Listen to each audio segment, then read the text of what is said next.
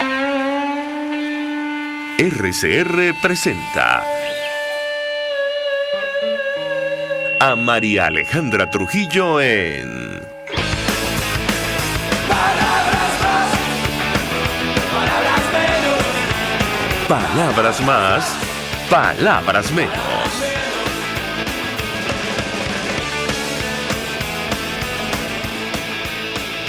Muy buenos días, amigos de Radio Caracas Radio. Lo mejor este jueves 22 de septiembre del año 2022. Todo el equipo que trabaja para ustedes a partir de esta hora los saluda. En la producción Génesis Rodríguez, en los controles Julio Pinto, quien tendrá el inmenso placer de acompañarles, María Alejandra Trujillo. Saben, ustedes se pueden comunicar desde muy temprano a través de la cuenta en Twitter @RCR750, seguirnos por el Periscope, por internet, rcr750.com y el resto de nuestras plataformas digitales a través de TuneIn y YouTube. Escuchaban ustedes un resumen de las informaciones más destacadas en Venezuela y el mundo. Yo comentaré solo algunos titulares porque ya tenemos a nuestro primer invitado vía Zoom. Me comentaban, bueno, acerca de las lluvias que están cayendo en nuestro país, concretamente en Caracas. INAME estima en Venezuela por las ondas tropicales 38 y 39 para que tomen sus previsiones. El paso de las ondas tropicales número 38 y 39 por el territorio nacional dejarán lluvias las próximas 24 horas, según lo pronosticó el tiempo el Instituto Nacional de Meteorología e Hidrología, INAME. Serán chubascos, algunos con descargas eléctricas, para que, insisto, tomen sus previsiones. Se espera que estas lluvias sean más frecuentes en el nororiente, Zulia, del Tamacuro, los Andes, Lara, Amazonas y Bolívar, al agregar el área metropolitana de Caracas. Bueno, ayer cayó una tormenta, si me permiten hacer en Naciones Unidas, una descarga eléctrica, una reacción en cadena a las declaraciones del presidente de Rusia, Vladimir Putin, sobre la movilización de, saben ustedes, las reservas de su país, la amenaza nuclear otra vez por la guerra que él inició en Ucrania. Truss y Biden condenan la movilización parcial anunciada por Putin. La primera ministra británica actualizó al presidente de Estados Unidos sobre su reciente anuncio de que el Reino Unido mantendrá su compromiso de facilitar apoyo militar a Ucrania en 2023, y los dos líderes abordaron la creciente amenaza que representa en las autocracias en el mundo. Por cierto, el presidente norteamericano habló sobre Venezuela. Él destacó: años de opresión política han expulsado a más de 6 millones de venezolanos. Y es una situación, francamente, que nadie se explica, pero es así, es una realidad. Nos comparamos con Ucrania en el número de personas que han huido de territorio nacional, nuestra nación, que no está en guerra, que no ha sufrido una catástrofe natural, pero que ha expulsado a casi 7 millones de ciudadanos. Y una de las razones, el tema que vamos a debatir la mañana de hoy, tiene que ver con la represión, la situación de los derechos humanos. No es la única, obviamente. La principal motivación, nos han dicho expertos en este espacio, ahora mismo es la crisis económica y además humanitaria que afecta a nuestro país, pero la represión ha tenido que ver con la salida de los venezolanos de territorio nacional. Vamos a hablar acerca del informe que acaba de presentar en rueda de prensa la Misión de Determinación de Hechos para Venezuela, demoledor, durísimo. Ayer invitábamos a leerlo, a pesar de que cueste, por lo que se narra allí, por los horrores que todavía están ocurriendo en Venezuela. De hecho, lo titula la misión: Crímenes de lesa humanidad cometidos a través de los servicios de inteligencia del Estado, estructuras y personas involucradas en la implementación de un plan para reprimir la oposición al gobierno. Nos acompaña alguien que conoce perfectamente el tema. Con él vamos a tratar de analizar el alcance de lo que se denuncia en este documento. Le agradezco profundamente recibir nuestra comunicación, el doctor Fernando Fernández. Bueno, él es profesor de Derecho Penal Económico, Penal Internacional y Derechos Humanos. Además, forma parte del equipo de esta casa del programa Monitor de Derechos Humanos. Gracias, doctor, por atendernos. Muy buenos días. Buenos días, María Alejandra. Encantado de estar contigo y con todo el equipo de RCR 750. Adelante. Pues yo interesa su apreciación, su opinión acerca del alcance de este informe. Decíamos, la mayoría de las personas lo han calificado de demoledor. Yo le diría que es desolador, porque, entre otras cosas, los expertos de Naciones Unidas advierten que lo que se narra allí continúa ocurriendo en nuestro país. Algunos analistas han dicho que la CPI, la Corte Penal Internacional, no va a tomar el informe como verdad absoluta, pero entendemos que sí alimenta la investigación que está en marcha. ¿Qué puede decirnos, doctor? Lo escuchamos. Sí, este informe forma parte de una saga de dos informes previos en los años anteriores que dan cuenta con una gran minuciosidad de los hechos que ocurren en Venezuela. Esa es la misión y ese es el mandato preciso que tiene este grupo de expertos, que por cierto trabajan ad honorem. Es muy importante destacarlo, ¿no? Porque eso ayuda a darle un valor moral, además del valor jurídico y del valor, digamos, criminalístico que esto tiene, ¿no?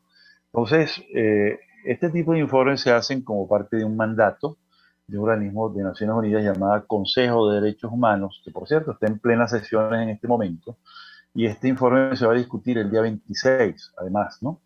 Porque ayer lo que se hizo fue presentarlo en una rueda de prensa mundial de alcance planetario y que, bueno, lo que pone es en la mesa de debate la información que ellos han recopilado durante todos estos años, ¿no? Entonces, en este informe, que son además, digamos, tres papeles de trabajo, uno que resume todo el trabajo realizado durante el último año y dos que tocan distintos componentes. El que acabas de mencionar se refiere a las estructuras y personas involucradas en la implementación de un plan para reprimir la oposición al gobierno, pero hay un documento adicional sumamente importante que tiene que ver con los crímenes perpetrados y las violaciones a derechos humanos en el territorio del arco minero. Y yo creo que requiere un trabajo ulterior y propongo que lo dejemos para una nueva ocasión, porque es sumamente importante también. Y para no combinar dos informaciones tan densas y tan extensas como las que estamos refiriendo, ¿no? Entonces, este informe sobre la implementación de un plan tiene 122 páginas, 469 párrafos y cada párrafo con una información terrible, deplorable y, bueno, inenarrable realmente sobre sucesos ocurridos en Venezuela y además con una base documental, testimonial y probatoria sumamente importante de 1.357 pies de página. Eso nos da una idea pues, de un informe muy completo, muy acabado, que está estructurado sobre la base de la metodología de Naciones Unidas, que como quiera que no se trata de un tribunal, entonces no se trata de pruebas más allá de toda duda razonable, o lo que llamamos aquí en Venezuela, plena prueba, sino que estamos hablando de elementos de convicción, como lo llamamos aquí en Venezuela, o elementos que tienen que ver con bases para creer que se han cometido los hechos. Ese es, digamos, el estándar de prueba que ofrece este informe al cual estamos hablando. Sí, efectivamente, en los próximos días hablaremos del segundo informe que usted menciona, la situación de los derechos humanos en el arco minero del Orinoco y otras áreas del estado Bolívar, porque merece tocar ese tema en un programa entero, por lo que se denuncia y se ha documentado allí. Pero a propósito del primero, que tiene que ver con las cadenas de mando, yo le pediría un comentario porque es la primera vez que se mencionan a los presuntos responsables de posibles delitos de lesa humanidad en nuestro país, y uno de los temas que llama la atención, doctor Fernández, es el modus operandi que identifica la misión, que está absolutamente activo en Venezuela. La selección y perfil de los objetivos para ser perseguidos o reprimidos en nuestro país, la manipulación de la información, vigilancia, las detenciones, la fabricación y manipulación, perdón, de pruebas, desapariciones, centros clandestinos, la tortura, tratos crueles, inhumanos y degradantes, violencia sexual y de género. Yo le pedí un comentario sobre lo que está allí descrito y el alcance que esto tiene para, insisto, la investigación que adelanta la Corte Penal Internacional. Lo escuchamos. Sí, no solamente para la Corte Penal Internacional, sino para la autoridad razonable. Fíjate, María Alejandra, que las primeras recomendaciones que hace el informe al final del mismo tienen que ver con las investigaciones que deberían acometer las autoridades venezolanas, ¿no? Porque recordemos que este tipo de hechos, aunque tienen implicaciones internacionales, conciernen primeramente a las autoridades soberanas de un país. Por eso refuerza pues la idea de que quienes deben tomar esto en una consideración particularmente importante son las autoridades venezolanas, ¿no? Las concernidas, las interesadas. Entonces, cuando hablamos de un modus operandi, estamos hablando ya de los elementos criminalísticos, ¿verdad? Es decir, cómo ocurren las cosas. Y la narrativa del informe es impecable en ese sentido, lo cual llama la atención porque permite ver pues, que no solamente van a los temas netamente jurídicos, es decir, lo que dice el Estatuto de Roma o lo que dice la ley penal venezolana, sino que habla pues, de unos pasos que se han seguido. Entonces, digamos, yo creo que ahí apunta hacia el reforzamiento de las autoridades venezolanas para que tomen esto en consideración. Que por cierto, no he visto ni he leído en las redes sociales ni en los pocos periódicos que existen en Venezuela que hay una mención, salvo lo que dice el Nacional, pues en su página central. Pero valdría la pena hacer un sondeo un poco más profundo en los medios de comunicación existentes en Venezuela, los que sobreviven, por supuesto, ¿no? Para saber cuál ha sido el tratamiento, porque esto es una noticia de impacto mundial, tan importante como lo de Ucrania que acabas de mencionar al inicio de tu intervención. Bueno, de hecho decíamos, doctor, que este documento no puede dejar a nadie indiferente si eres venezolano, pero además, si no, por el horror que está narrado allí, entre otras cosas, el informe advierte que hay una política para silenciar, desalentar y sofocar la oposición al gobierno, real o percibida, que esto es un detalle que no es menor, y una política para combatir la delincuencia que ha incluido, según los expertos de la ONU, la eliminación de personas percibidas como delincuentes. Y yo le pediría un comentario sobre este punto en específico. Lo escuchamos. Sí, realmente el informe no se queda en el tema netamente de la persecución política, sino que va más allá para los llamados delincuentes organizados o delincuentes comunes, ¿no? Que en realidad, como dice Humberto Prado, un destacado defensor de derechos humanos, cuando los detienen pasan a ser llamados presos sociales, no presos comunes. Es decir, el término preso común es como de migrante, en cambio el término preso social dignifica un poco y eleva su cualidad, ¿no? Entonces ahí se nota que hubo también atención a este asunto por la alta incidencia de lo que se llama técnicamente, en el lenguaje de los derechos humanos, las ejecuciones extrajudiciales, presentadas como si fueran enfrentamientos con autoridades, ¿no? Y nunca se llega a saber exactamente, porque no hay un procesamiento de estos casos adecuado, sino que queda como noticia policial, como una reseña de una crónica de algo que ocurrió porque lo dice oficialmente la fuente policial, ¿no? Entonces, pero que técnicamente puede ser considerada una ejecución extrajudicial y que daría pie, pues, a una investigación mucho más profunda, ¿no? Y posiblemente a una determinación por la Comisión Interamericana de Derechos Humanos y eventualmente también por la Corte Interamericana de Derechos Humanos, como ha ocurrido en muchos casos, ¿no? Y bueno, yo creo que eso nos habla de un foco en el cual las autoridades venezolanas tienen que poner también el ojo e investigar.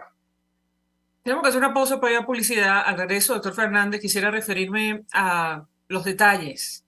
El informe se basa en 471 entrevistas realizadas por la misión, 383 entrevistas se realizaron durante el mandato 2020-2021 y 88 entrevistas se realizaron entre noviembre de 2021 y abril de 2022. De estas 125 fueron entrevistas con víctimas, 40 con familiares, 65 con representantes legales, 53 con personas que trabajaron para el SEBIN o la DGCIN u otras entidades del gobierno, 188 entrevistas con intermediarios, periodistas, representantes de ONG y otros. Y yo le pedí un comentario sobre uno de los puntos que más estupor ha generado, que tiene que ver con los métodos de tortura que están descritos allí, el uso de golpes, combates, objetos punzantes, descargas eléctricas, asfixia, en fin, todo lo que está descrito allí, el alcance y la importancia de este documento para la investigación que adelanta la Corte Penal Internacional y las posibles responsabilidades en el futuro. Al regreso, si me permite, le doy la palabra para contestar. Ya venimos. Información, opinión, contraste. María Alejandra Trujillo está en Palabras Más, Palabras Menos. Mensaje del ingeniero José Peraza, tesorero del FONPRES CIB. Estimado colega ingeniero arquitecto y profesional afín, el Colegio de Ingenieros de Venezuela y el Fondo de Previsión Social, preocupado por la salud de tu familia, ha diseñado un sistema de salud integral que coloca a tu disposición y que contiene asistencia primaria de salud, ambulancia, hospitalización, cirugía, oftalmología, dermatología, fisioterapia, psicología, odontología, farmacia y funerario. Para mayor información, visítanos a nuestros portales cib.net.be, fonprescib.net.be, Colegio de Ingenieros de Venezuela, construyendo futuro.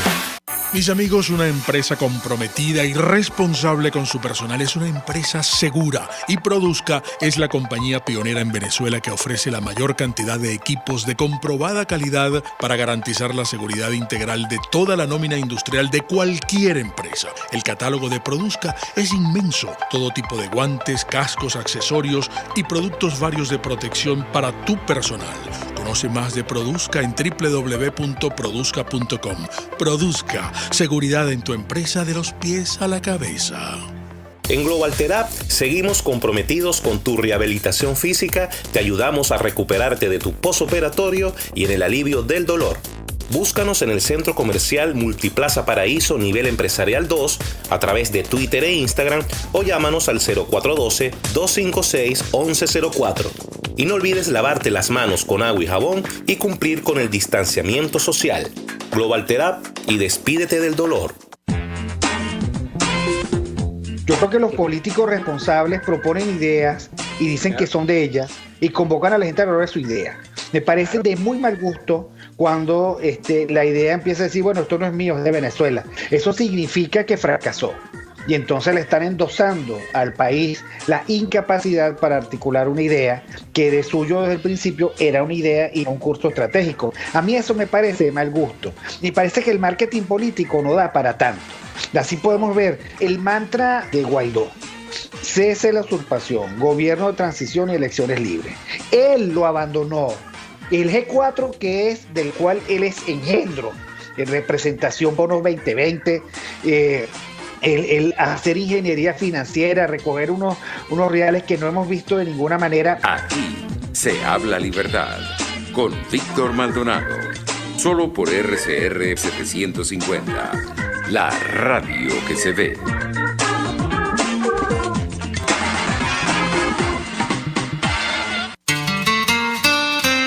RCR 750 AM, porque lo bueno une. Información, opinión, contraste. María Alejandra Trujillo está en Palabras Más, Palabras Menos. Continuamos, amigos. Palabras más, palabras menos, hablando acerca del alcance del informe de la misión de determinación de los hechos de la ONU para Venezuela. Nos acompaña el doctor Fernando Fernández, que conoce perfectamente el tema, profesor de Derecho Penal Económico, Penal Internacional y Derechos Humanos, que además forma parte de esta casa en el programa Monitor de Derechos Humanos. Yo le dejaba una inquietud acerca de lo que se describe allí, doctor, sobre todo para establecer responsabilidades en el futuro. Uno de los temas que más estupor ha generado es el detalle sobre los presuntos delitos de lesa humanidad y las acciones cometidas durante los actos de tortura, las detenciones. Allí describen, bueno, digamos, los fuertes golpes, combates, objetos punzantes, las descargas eléctricas, las asfixias, en fin, con lujo de detalles, luego de realizar más de 400 entrevistas, lo comentábamos en el corte anterior. ¿Qué puede decirnos sobre este punto en específico? Lo escuchamos. Bueno, en primer lugar, el tema de las entrevistas es sumamente importante a destacar, ¿no? Si uno lee en detalle el informe, encuentra que los entrevistados no dan su identidad por razones de seguridad, sino que están contenidas en unos códigos especiales para proteger, pues, su integridad personal, física, psicológica, laboral, lo que fuere, ¿no? Entonces, eso es bien importante tomar en consideración, pero esos registros están a disposición de los organismos forenses que se pueden interesar en este asunto, y naturalmente es algo que llama mucho la atención, ¿no? Ahora, sobre el tema de los maltratos, las torturas y todo esto, Es verdad que se describe todo este asunto, pero lo más asombroso son los nuevos detalles que tiene el caso de Rafael Acosta Arévalo, ¿no? Que están citados en la página 33, porque continuaron investigando el asunto después de los informes del 2020 y 2021, y ahí han encontrado una enorme cantidad de nuevos elementos sumamente importantes para las investigaciones, ¿no?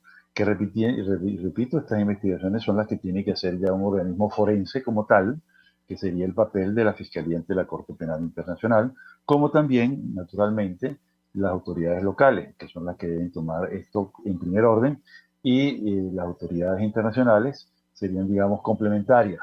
En caso que se determine, y yo creo que por ahí van las miradas, ¿verdad? Que el Estado no quiere o no puede realizar esta investigación. Entonces, este tema de las torturas, yo creo que están divididas en tres tipos de torturas. Las físicas, netamente hablando, que son esas que describiste, en términos de uso de objetos contundentes, punzopenetrantes, etcétera, descargas eléctricas y tal, pero están también las torturas psicológicas y las torturas de tipo sexual. Están muy bien descritas allí, con muy buena documentación, y realmente conmueve, sacude, deprime, asquea también, ¿no? Ese tipo de cosas. Y yo creo que yo recomiendo la lectura calificada de este documento, que está disponible, es un documento público, porque está escrito en inglés y en español, y muy bien documentado, pues, para que la gente pueda leerlo con facilidad. Sí, hay que tener estómago, doctor Fernández, para leerlo, pero creo que vale la pena hacerlo. Sí, Para saber lo que ha ocurrido y sigue pasando, que es lo grave en nuestro país. De hecho, los expertos dicen que casi todas las personas identificadas en los cuerpos de seguridad del Estado, especialmente de GESIN y SEBIN, continúan en sus puestos, en puestos clave. Varias de las personas involucradas han sido ascendidas incluso dentro de las mismas estructuras, incluso tan recientemente como el 29 de agosto de 2022. Y yo le pedí un comentario sobre este punto específico porque allí mencionan como posibles responsables a las más altas autoridades, no solo por las estructuras civiles y militares, sino por las cadenas de mando. ¿Qué puede decirnos? Lo escuchamos. bueno, uno de los temas fundamentales que distingue el derecho penal internacional del derecho penal ordinario o común es que el derecho penal internacional se interesa principalmente por los llamados jefes o superiores, como los define el Estatuto de Roma de la Corte Penal Internacional, ¿no? Que son aquellos posibles máximos responsables que tengan que ver en estas estructuras de poder ilimitado, ¿no?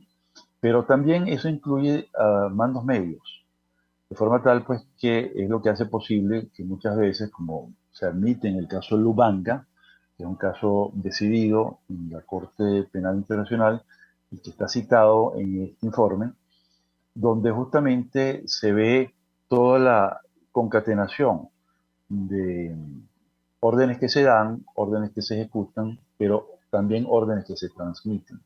Por lo tanto, las altas autoridades no están, digamos, conscientes del detalle de la orden que se da ni de cómo se ejecuta, porque eso corresponde ya a los mandos supervisorios intermedios y a los ejecutores inmediatos del hecho. Entonces, ahí hay un foco muy importante que hay que atender, y es justamente lo que señala como recomendación final este documento, ¿no? Que tiene que atenderse ese tipo de responsabilidades tanto altas como intermedias para poder tener la película completa de todo lo que pasó. Entonces, hasta ahora las investigaciones que se han realizado en Venezuela van, por ejemplo, en el caso de Acosta Arévalo, ¿no? Van solamente a la última punta, al grado inferior de los posibles responsables, que fueron condenados, ¿no? Ya ese caso seguirá su curso, sus apelaciones y todas estas cosas dentro de los derechos que le conciernen a los condenados, ¿no? Pero lógicamente falta, y es lo que señala el informe, la investigación hacia los mandos medios y altos. Usted decía, se presenta formalmente el 26 de septiembre, se va a votar en torno a la continuidad del mandato de la misión, yo le pediría un comentario. El presidente de Paraguay, Mario Abdo Benítez, adelantó durante su intervención en la Asamblea General de Naciones Unidas que su gobierno, al igual que otros, va a promover que esto ocurra. Yo le pediría un comentario en primer lugar, y Hernández, que se trata de un documento como los anteriores, pero especialmente por la dureza de lo que está descrito allí, que no puede dejar a nadie indiferente, a ningún gobierno, al menos democrático, que respete los derechos humanos. ¿Qué puede decirnos? Lo escuchamos. Bueno, es muy importante tu pregunta, María Alejandra, porque eso apunta justamente a mi interés primordial en dar la entrevista, ¿no? Es que las ONG venezolanas, los profesores de Derecho Penal Internacional y quienes estamos interesados en este asunto, las víctimas sobre todo, estamos aspirando a que se renueve el mandato de esta misión para que complete su trabajo y pueda seguir profundizando y alumbrando el camino acerca de lo que hay que hacer, ¿no?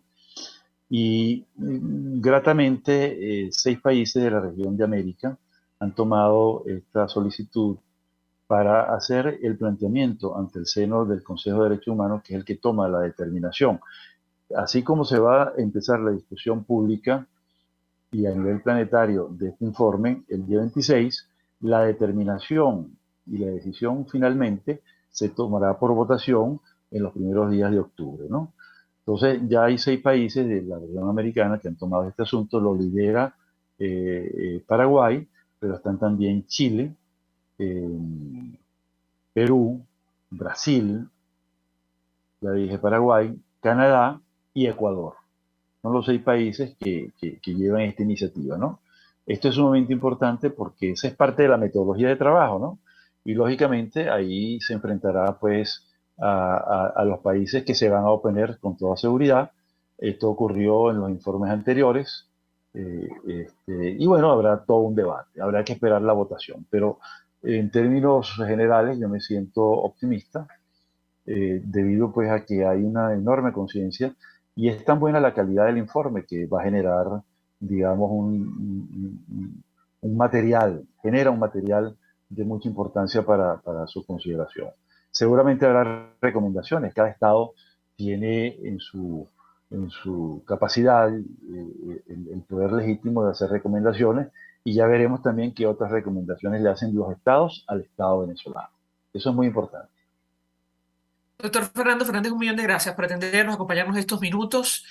Profesor de Derecho Penal Económico Internacional y Derechos Humanos, quien forma parte del equipo de esta casa de RCR y monitor de derechos humanos, gracias. Nosotros vamos a la pausa y al regreso venimos con más. Escuchas a María Alejandra Trujillo en Palabras Más, Palabras Menos, por RCR 750 AM. Sintonícenos a través de Periscope, @RCR750, la radio que se ve. Mensaje del ingeniero José Peraza, tesorero del FONPRES CIB. Estimado colega ingeniero arquitecto y profesional afín, el Colegio de Ingenieros de Venezuela y el Fondo de Previsión Social, preocupado por la salud de tu familia, ha diseñado un sistema de salud integral que coloca a tu disposición y que contiene asistencia primaria de salud, ambulancia, hospitalización, cirugía, oftalmología, dermatología, fisioterapia, psicología, odontología, farmacia y funerario. Para mayor información, visítanos a nuestros portales cib.net.be, fonprescib.net.be, Colegio de Ingenieros de Venezuela, construyendo futuro. ¿Quieres recuperar tu sonrisa tras la pérdida de uno o varios dientes? En Reason Group Odontología Especializada somos expertos en prótesis e implantes dentales y estamos listos para rehabilitar tu dentadura sin modificar el aspecto de tu boca. Con un equipo integral te acompañamos en el estudio y colocación de implantes o prótesis para que vuelvas a sonreír en un solo día. Estamos en Los Palos Grandes. Teléfono 0424-188-4747. En Instagram @Reason Group, con sede en Caracas y Bogotá. Recuerda, cualquiera puede ser odontólogo, pero no cualquier odontólogo puede ser el tuyo. El que sabe de sabor sabe de saber que Del Corso es la clásica pastelería italiana de Caracas. Qué ricos sus dulces típicos tradicionales como los auténticos cannoli, la sfogliatella o la cola de langosta no tienen comparación. La pasta seca de almendras y chocolate o su gran variedad de tortas, cumpleaños, bodas, bautizos o comuniones, reuniones familiares o eventos corporativos. Teléfono 0212-941-1971. Pastelería Del Corso, la pastelería italiana por tradición y excelencia. Ellos sí que no saben nada. Y así nos va. el espacio donde se tocan los temas más candentes de interés político y nacional. Y así nos va. En este programa, la picardía y el humor inteligente son los protagonistas. Pura cabilla. Lara y Hernández descosen y revelan los secretos más oscuros del acontecer político. Y así nos va. De lunes a viernes a las 4 de la tarde. Por RCR 750 AM. Se dicen, se ocultan, se piensan, se descubren. Palabras más, palabras menos. Con María Alejandra Trujillo. Amigos, palabras más, palabras menos, hablando del alcance del informe, el último de la misión de determinación de los hechos de la ONU para Venezuela, titulado Crímenes de lesa humanidad cometidos a través de los servicios de inteligencia del Estado, estructuras y personas involucradas en la implementación de un plan para reprimir a la oposición al gobierno, un documento que hemos recomendado leer. Se necesita, insisto, estómago, no es sencillo digerir lo que se narra, el horror de lo que se narra allí, pero es importante saber, conocer lo que se ha documentado y que lamentablemente, tristemente, dolorosamente sigue ocurriendo en Venezuela, en momentos en los cuales avanza una investigación por presuntos delitos de lesa humanidad, crímenes atroces cometidos en nuestro país. Nos acompaña alguien que conoce perfectamente el tema. María Alejandra Aristigueta es internacionalista. Ha trabajado directamente con Naciones Unidas. Yo le agradezco recibir nuestra comunicación. Gracias por atendernos. Buenos días. Hola, buenos días, María Alejandra. Encantada de estar aquí de nuevo. ¿Cómo estás? Bien, pues mucho interés de conocer su opinión y análisis acerca del tema que nos ocupa, y yo le pediría un comentario inicial. Decíamos con el doctor Fernández, nuestro invitado anterior, que se trata de un documento que no puede dejar indiferente a nadie en nuestro país, pero sobre todo más allá de nuestras fronteras. Y ahora mismo pienso en las delegaciones diplomáticas, en otros gobiernos que les va a tocar votar sobre la continuidad o no del trabajo de la misión de determinación de hechos el próximo 26 de septiembre. ¿Qué puede decirnos? La escuchamos. Bueno, señalas varias cosas muy importantes. La primera, efectivamente, es un informe demoledor, contundente, muy doloroso, plagado de imágenes, porque ellos, aunque lo tratan con suma delicadeza y protegiendo la seguridad de las víctimas, nos señalan o nos describen situaciones de verdad muy, muy escabrosas, ¿no? Pero además nos describen con direcciones, incluso con direcciones y con detalles de casas que están, que sirven como casas de tortura, y que a mí en lo particular, o sea, más allá de lo que puede pasar en Boleíta o lo que puede pasar en el Helicoide o en Plaza Venezuela, a mí una de las cosas que más me impactó del informe fue saber que en buena parte del este de Caracas operan estas cantidades de casas, y que probablemente pues, uno pase al lado de esa casa, o uno pueda estar, por, qué sé yo, algún familiar viviendo cerca. A mí eso me impresionó mucho, porque siempre hemos dicho estamos durmiendo con el enemigo, pero es que aquí literalmente estábamos durmiendo al lado del enemigo, teniendo estas casas que son casas para torturas, ¿no? Eso me impresionó mucho. Me gustó mucho el informe que señala que el memorándum de entendimiento con Cuba para entrenar a las fuerzas de seguridad e inteligencia del Estado venezolano se data del 2008, o sea, mucho antes de lo que está justamente solicitado en el mandato a la misión de determinación de hechos, que era que investigara del 2014 en adelante. Al señalar que en el 2008 ya se había firmado este memorándum de entendimiento, da claramente a entender que hay que investigar también mucho más atrás, o sea, en el periodo anterior a Maduro, porque también en ese tiempo se cometieron violaciones graves a los derechos humanos que pueden ser objeto de demanda y pueden ser llevadas a la Corte Penal Internacional también. Entonces, yo creo que este informe, justamente pensando ellos que quizás no se les renovará el mandato, no se les extenderá el mandato por el juego político y geopolítico propio del Consejo de Derechos Humanos, hicieron un excelente trabajo, un trabajo muy minucioso, muy contracorriente además, porque también lo señala el informe.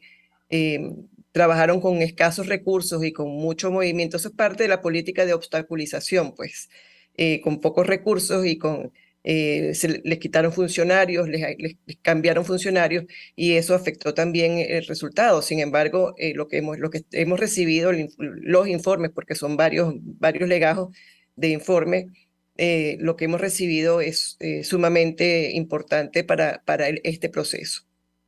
Si permite, nuestra invitada, vamos a reponer un extracto de la declaración del presidente de Paraguay, Mario Abdo Benítez, país que va a promover junto a otras 5 naciones se prolongue el mandato de la misión de determinación de hechos de la ONU para Venezuela. Él se refería en estos términos a lo que está ocurriendo en materia de derechos humanos en nuestro país, en el marco de, por cierto, su intervención en la Asamblea General de Naciones Unidas. Es decir, y lo destaco porque nadie puede decir que no sabía o que no sabe lo que está ocurriendo en nuestro país. Vamos a escuchar al presidente de Paraguay y yo le pedí un comentario.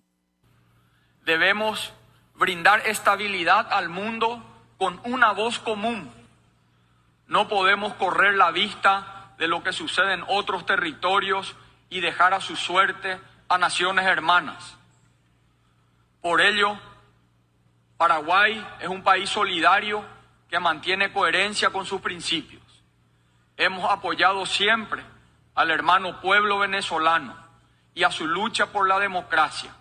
Por eso Paraguay estará liderando en el Consejo de Derechos Humanos, junto con otros países, una resolución que permitirá seguir investigando a profundidad la violación de los derechos humanos en Venezuela.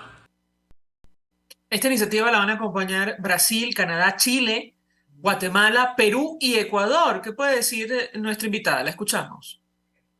Finalmente se logró que este grupo de países de la región se comprometieran con la causa venezolana, con las víctimas, con la sociedad civil y también con los expertos independientes, con el trabajo que ellos han venido realizando.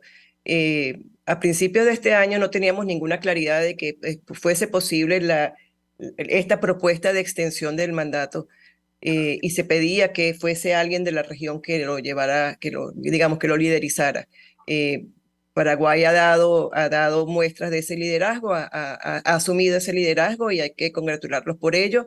Y entiendo que es Canadá quien está a cargo de se llama en inglés, se llama el pen holder, o sea, el que está a cargo de la redacción y de recibir a los que van a irse sumando a esta iniciativa.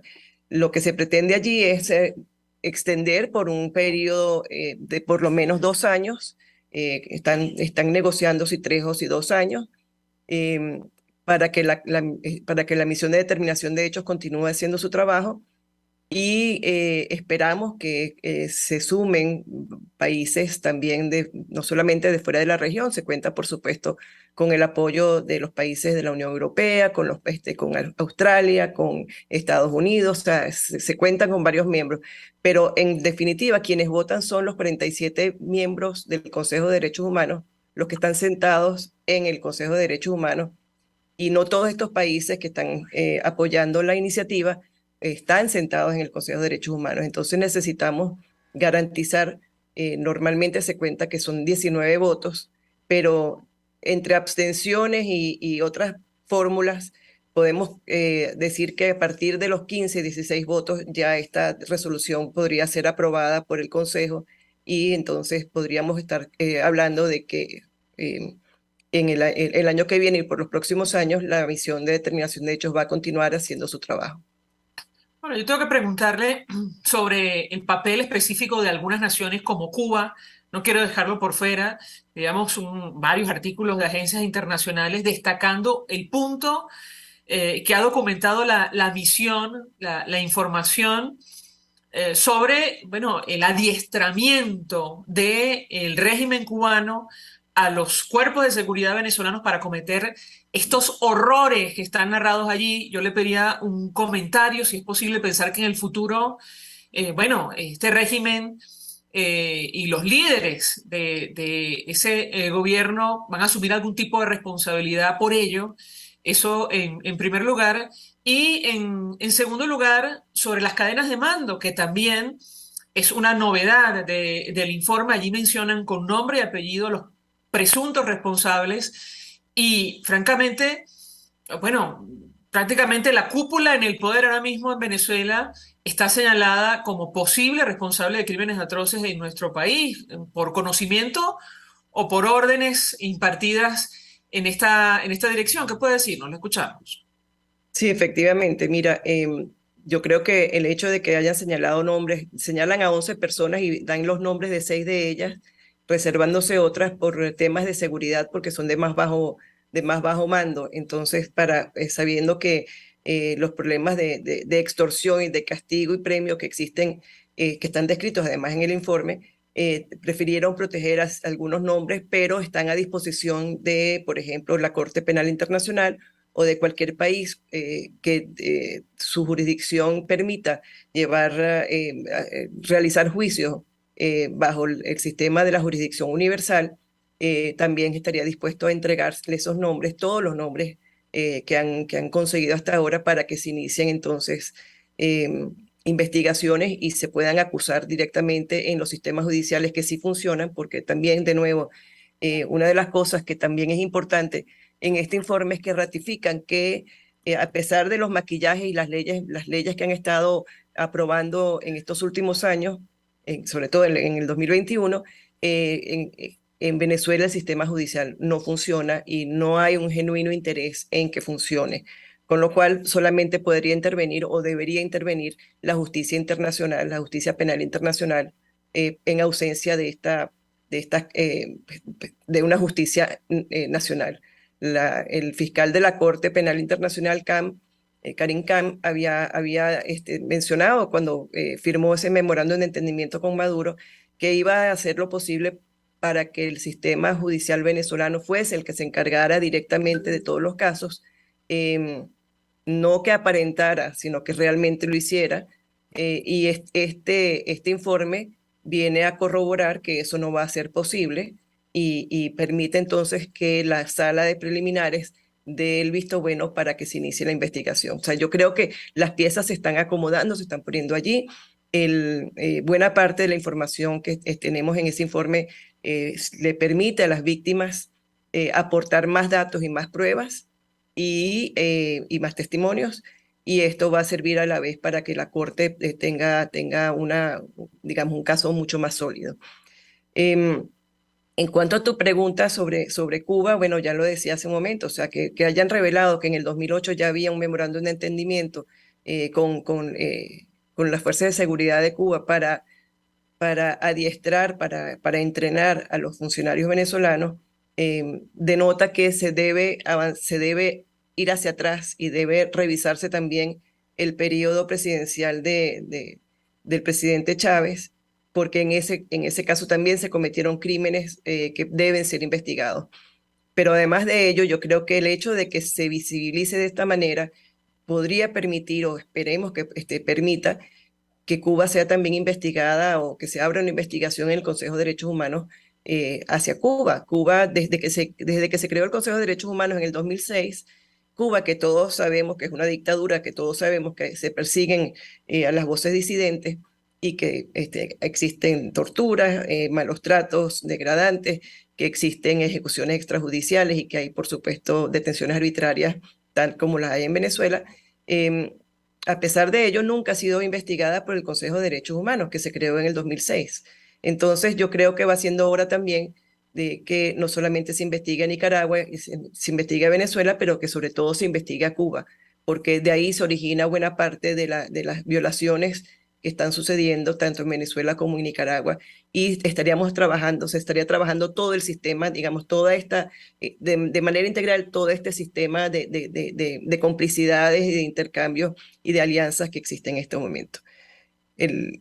Si te puedo agregar una última frase, yo creo que la geopolítica del mundo está cambiando y eso puede permitir que exista un compromiso mayor de parte de los países que creen en la democracia y la libertad, o que en todo caso rechazan estas formas de manejo de la autoridad y el avance y el crecimiento de los regímenes autoritarios en el mundo.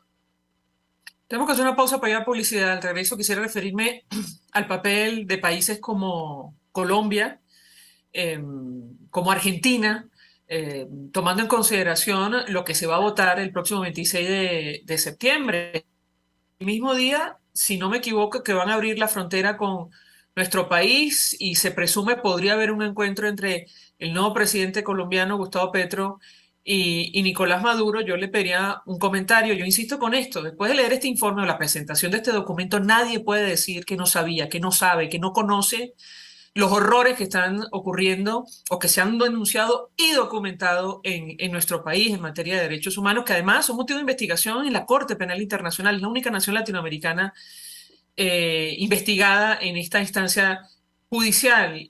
Al regreso yo le pediría un comentario. Ya venimos. Información, opinión, contraste. María Alejandra Trujillo está en Palabras Más, Palabras Menos.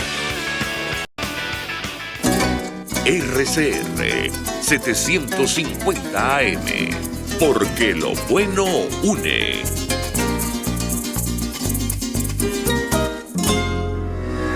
¿Quieres volver a sonreír sin miedo? En Reason Group Odontología Especializada, con un tratamiento integral, te ayudaremos a tener una boca sana y funcional. Somos expertos en todas las especialidades odontológicas: cirugía, ortodoncia, implantes, diseño de sonrisa y mucho más. Estamos en Los Palos Grandes. Teléfono 0424-188-4747. En Instagram, @Reason Group. Con sede en Caracas y Bogotá. Recuerda, cualquiera puede ser odontólogo, pero no cualquier odontólogo puede ser el tuyo. Mensaje del ingeniero José Peraza, tesorero del FONPRES CIB. Estimado colega ingeniero arquitecto y profesional afín, el Colegio de Ingenieros de Venezuela y el Fondo de Previsión Social, preocupado por la salud de tu familia, ha diseñado un sistema de salud integral que coloca a tu disposición y que contiene asistencia primaria de salud, ambulancia, hospitalización, cirugía, oftalmología, dermatología, fisioterapia, psicología, odontología, farmacia y funerario. Para mayor información, visítanos a nuestros portales cib.net.be, fonprescib.net.be, Colegio de Ingenieros de Venezuela, construyendo futuro. Mis amigos, quiero invitarlos a que me acompañen en vivo todos los días de 8 a 9 de la mañana a disfrutar de nuestro programa por todos los medios.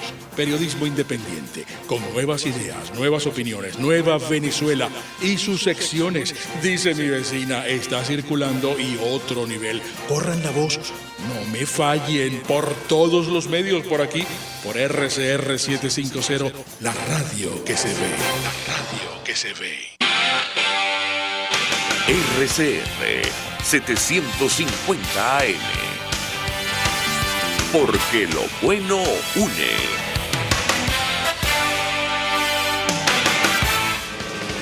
Todos las piensan, todos las escuchan y María Alejandra Trujillo te las dice.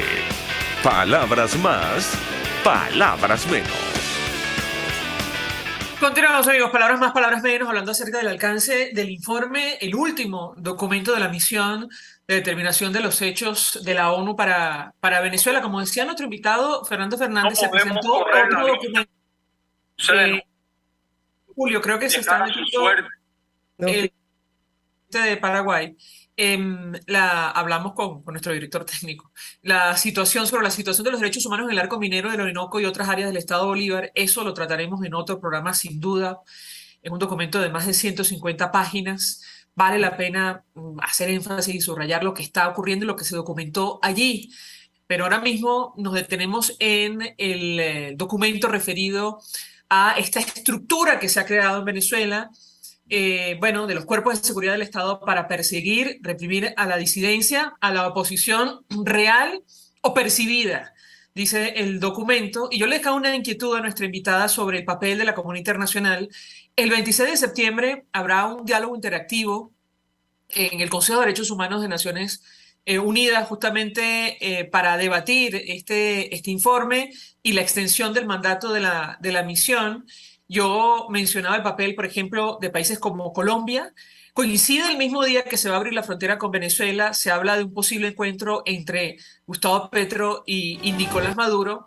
Insistimos, ya a estas alturas, nadie puede decir que no sabe lo que está ocurriendo, no tiene idea de, digamos, estos horrores que están allí documentados por la misión de determinación de hechos. Le pedí un comentario, y sobre todo Argentina, luego de la intervención del presidente Alberto Fernández, otra vez saliendo en defensa de Cuba y Venezuela. El mismo día, me parece, incluso que se presentaba el documento en rueda de prensa. La escuchamos.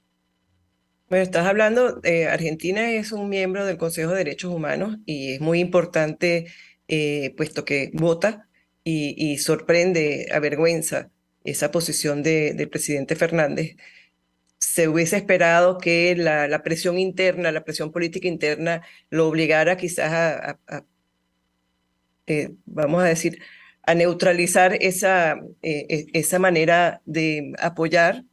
Esperemos que así sea en el momento del voto. O sea, al fin de cuentas, es un discurso en Naciones Unidas, puede chocarnos, puede molestarnos, pero no es más que un discurso. Lo que cuentan sería en definitiva si Argentina vota o no en favor de la extensión del mandato de este grupo de investigación, de este grupo de expertos. Y evidentemente hay unas alianzas, hay una alianza continental que sigue funcionando perfectamente, que se ha ido reforzando con la presencia de nuevos actores, que puede terminar de reforzarse con la llegada de Lula ahora en septiembre. Y bueno, Argentina y Colombia son dos elementos, dos actores muy importantes en ese sentido. Ahora, ayer una de las cosas que más me impresionó a mí del discurso de Petro fue que me recordó a Chávez. Y yo creo que hay una tendencia en el continente, hay una tendencia de buscar ocupar ese espacio que Chávez dejó. Hace cierto tiempo, yo creo que hace tan poco tiempo como a mediados de este año, le decía yo a un diplomático suizo que yo veía a López Obrador tratando de ocupar ese espacio, fungiendo un poco de mediador y habiendo pasado por Cuba cuando fue la cumbre de las Américas. Y en esta oportunidad, cuando escuché a Petro, que me pareció que su discurso era un discurso totalmente fuera de lugar, me recordó algún discurso de Chávez también en Naciones Unidas como para llamar la atención. O sea, son espectáculos provocadores para satisfacer a la galería y el público interno, pero también para mandar mensajes a nivel internacional y para tirarse la parada a ver si pueden ser ellos los nuevos líderes de América Latina. Muy lamentable, por cierto, ese discurso, sobre todo de un país que ha sufrido la violencia como la ha sufrido Colombia y que ha estado bajo investigación durante tantos años, justamente producto de los años de violencia. Ahora, en materia de derechos humanos, llama la atención que el presidente de Colombia no mencionó Venezuela. Sí lo hizo ayer el presidente de los Estados Unidos, Joe Biden, como otros mandatarios de la región. Nos quedan pocos minutos, pero yo le pediría un comentario. Si se produce este encuentro efectivamente el 26 de septiembre, producto de la reapertura de la frontera, y se permite la pregunta de medios de comunicación independientes, este tema saldrá a colación. Yo le pediría un comentario y cuál cree usted que puede ser la postura del gobierno colombiano. Nos han dicho defensores de derechos humanos que, bueno, en el mejor de los casos podría abstenerse en la votación del Consejo de Derechos Humanos, lo cual significaría en la práctica un voto a favor de la extensión del mandato de la misión. ¿Qué puede decirnos?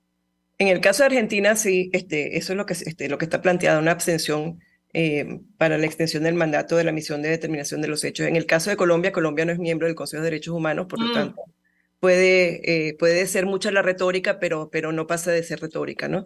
Creo que tocaría más bien a la oposición colombiana y a la sociedad civil organizada en Colombia, exigirle al gobierno de Petro que tuviese una posición mucho más contundente frente al tema de los derechos humanos en Venezuela, puesto que además ellos son víctimas, tal como lo vimos en el informe también, ellos son víctimas de la migración provocada desde el aparato del Estado, con la persecución. O sea, es premeditada la migración que se ha causado desde Venezuela hacia la región, ha sido planificada y con premeditación para exterminar las voces disidentes, y está establecido en el informe. Entonces, o sea, poco favor se hace Petro al aliarse con Maduro, porque la primera víctima va a ser su propia población con esta llegada, con el continuo flujo de migrantes hacia su país.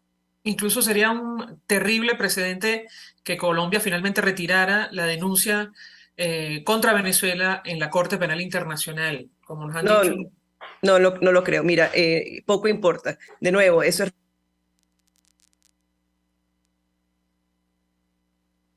de América Latina que iniciaron la demanda en su momento después de que la OEA preparó estos informes, sino que había sido ya anterior a eso, que habían arrancado con material, con información que ya que tenían desde el 2018. Entonces, la investigación preliminar arranca o se inicia con, nos guste o no nos guste, con el material que llevó la exfiscal Luis Ortega Díaz, y así lo hacen saber Bensouda y Karim Khan. Con lo cual, que Colombia retire o no retire no tiene ninguna incidencia, porque además es un proceso que ya está en curso. María Alejandra Aristigueta, 1 millón de gracias por atendernos, acompañarnos estos minutos. Internacionalista, que conoce perfectamente, digamos, la estructura de Naciones Unidas, cómo funciona, ofreciendo opinión y análisis acerca del alcance de este informe de la misión de determinación de los hechos de la ONU para Venezuela. Gracias. Nosotros nos despedimos, se nos ha agotado el tiempo. Lo hacemos en nombre de todo el equipo, los dejamos por todos los medios. El Fondo de Previsión Social del Colegio de Ingenieros de Venezuela y Reason Group, Odontología Especializada, presentaron. RCR presentó Palabras Más, Palabras Menos. RCR 750 AM. Palabras más, palabras menos. RCR 750 AM.